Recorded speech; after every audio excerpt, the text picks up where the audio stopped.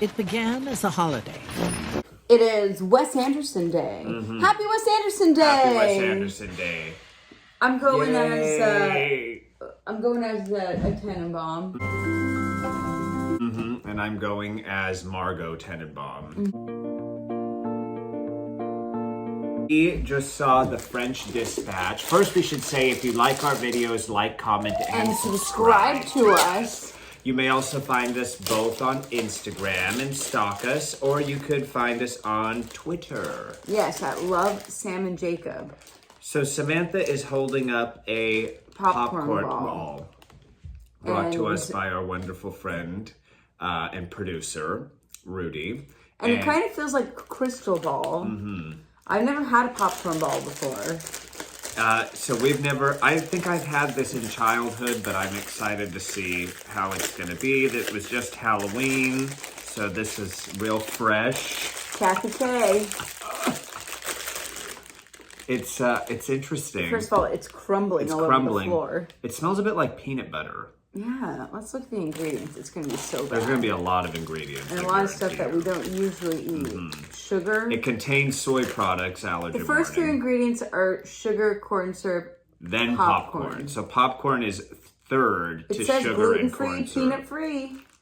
Soybean oil, salt, natural and artificial flavor, and soy lecithin. All right, I'm going to try it.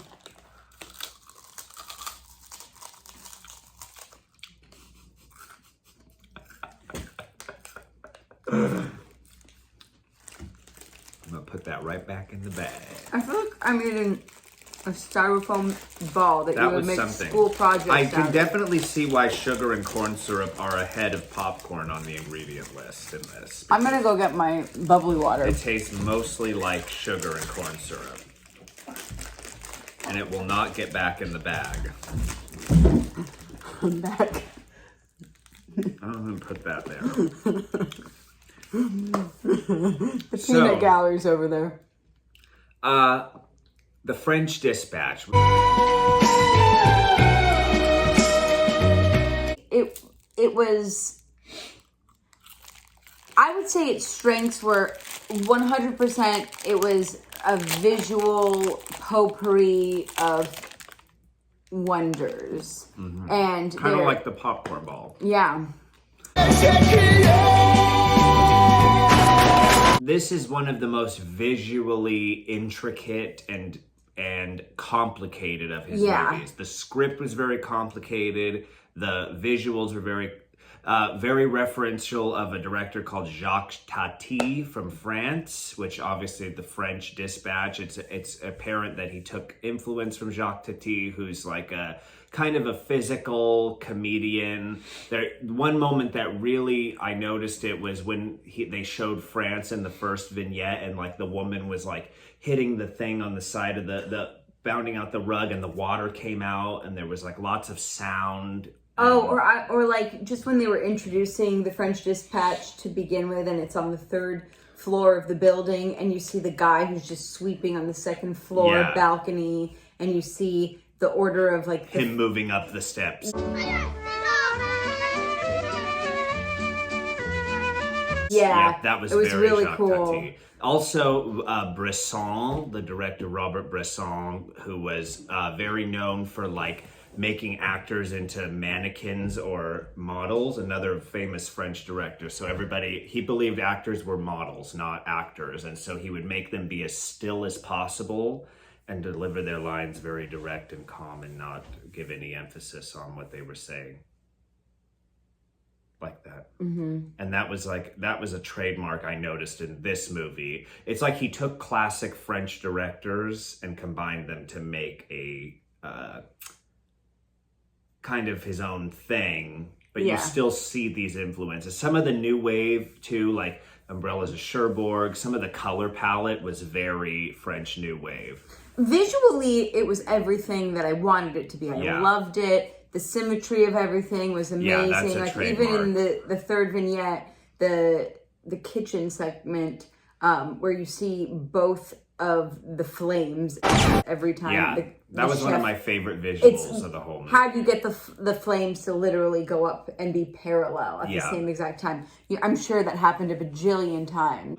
I would say that the most thorough and the best arc of a storyline was definitely the first vignette with the artist Benicio del Toro. Yes. Yeah. I want to buy it.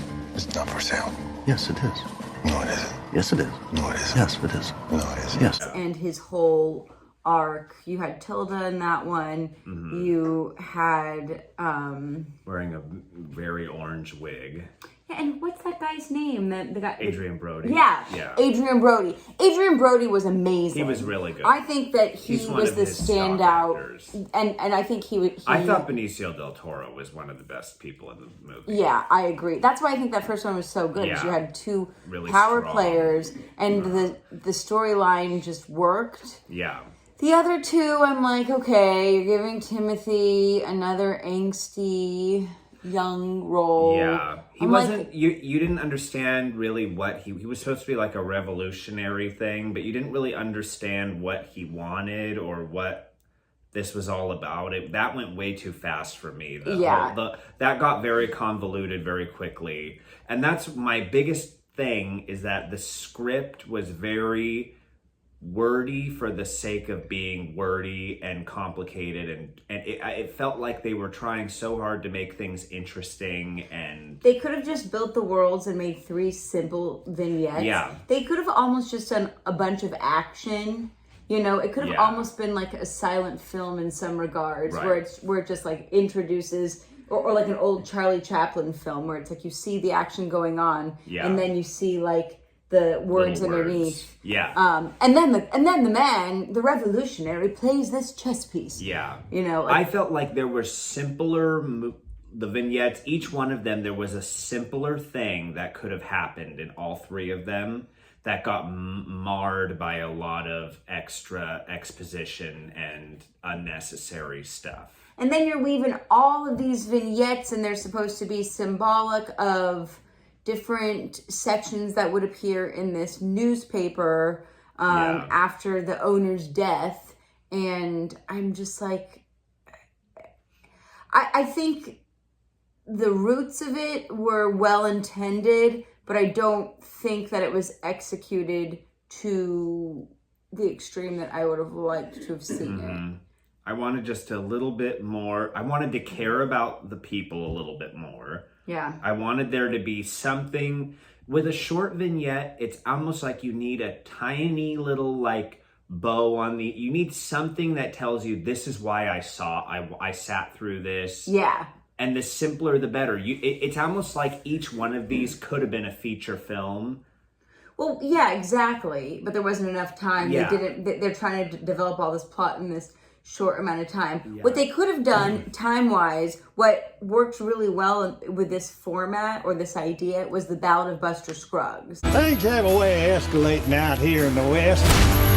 That was amazing. They were very simple. Some of them had no dialogue. Here's the storyline. Like, okay, they're all in this Western, Oregon Trail era world. Yeah. And let these 3 stories exist within that whole concept. Let these be 3 separate newspaper articles or magazine features, but like they don't need to be all over the place the way that they were. Right. Just try to make it sound like you wrote it that way on purpose. To me, it's about investment in the character. Yeah, the character. There's no character movie. investment there for me. Yeah. I felt like I was just watching a piece of art, not watching a movie. Yeah, I can watch a movie that bare bones, 2 people, my dinner with Andre, they're just sitting there talking for the whole movie at a dinner table. Okay, yes. We're bored. We're all bored now. But because you care about them and they have such interesting things to say, you like it. Yeah. It doesn't need to have the work. That's kind of the counterpoint to this movie, which is so visually arresting, but yet underneath it, like, you're just kind of like, what's going on? I'm waiting for more. I'm waiting to care. And that to me, I would prefer to have the pared down movie that's simple and gives me something to feel, as opposed to something great to look at. Because I want him to remake Return to Oz. That would be interesting. He would capture that quirky, bizarre, dark world. Now I'm picking at the popcorn ball.